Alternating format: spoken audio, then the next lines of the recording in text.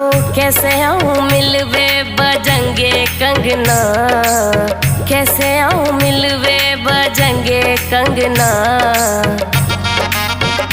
पायल की खनक से जगेंगे सजना रे, पायल की खनक से जगेंगे सजना। आवे तो आजा झूठी बात क्यों बनावे, 2 महीना से रानी अठ क्यों दिखावे। बात बनावे बेटी बेटी अंगना, बात बनावे बेटी बेटी अंगना। रंगोली नी